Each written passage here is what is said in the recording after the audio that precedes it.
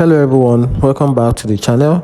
In this video I'm going to walk you through how you can cancel your subscription in ChatGPT mobile. So if you want to cancel your subscription, here's a quick guide on how to do that. So the first thing you have to do is to open your browser. It could be your Safari or any type of browser that you have on your mobile. It could be Chrome.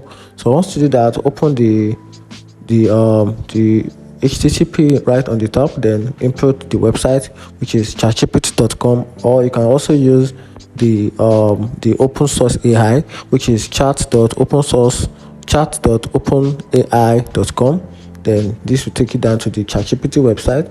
Once you have your account login, then tap on the two-line icon at the left top corner of the screen. Tap on it, then tap on the upgrade plan. Then that is where you can have access to your current plan.